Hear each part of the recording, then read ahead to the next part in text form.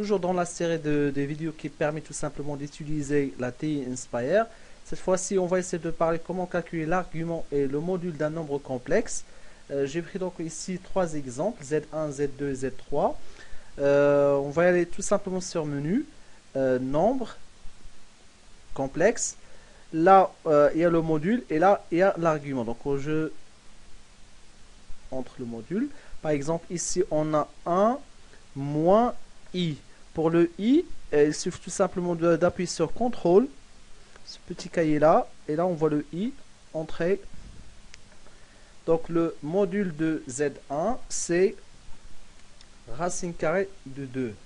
Et pour calculer l'argument de Z1, pareil, donc c'est menu, nombre, complexe et argument. Parfois, soit c'est la calculatrice est en anglais, ça va afficher arg, ou bien angle c'est en français. Et il faut faire toujours attention que là, ça doit être affiché radian. Si jamais c'est marqué DEG, c'est-à-dire en degrés, il faut juste là appuyer sur le réglage du classeur. Et là, on trouve radian, degré, et bien sûr là, le grade, on n'en aura pas besoin. Donc, il faut appuyer sur radian. Et ça, c'est pour modifier l'unité de l'angle. Bien sûr, pour l'argument, il faut l'avoir toujours en radian. Et là, on va réécrire 1 moins i. Toujours de la même façon pour avoir le i. Entrée. Donc, l'argument de Z1 sera tout simplement moins pi sur 4.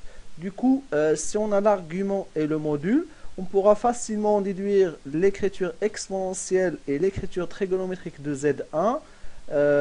Ça me permet tout simplement de gratter quelques points pour le bac. Sinon, si vous voulez savoir comment on pourra la calculer sans utiliser cette calculatrice, il suffit tout simplement de voir nos vidéos qui permet de faire un calcul à la main sans la calculatrice pour le module et l'argument. Je vais essayer donc de faire un deuxième exemple, le Z2. Je refais la même chose, donc toujours nombre complexe, module, et là racine carrée de 3 plus. Il faut faire attention là, lorsque j'appuie sur plus directement, ça va prolonger la racine carrée. Donc là, je mets comme ça et je me déplace à l'extérieur de la racine plus i, contrôle, ce petit cahier là, et i. Donc là, c'est le module de Z2. Cela veut dire que le module de Z2 sera égal à 2 et l'argument, pareil, donc nombre complexe,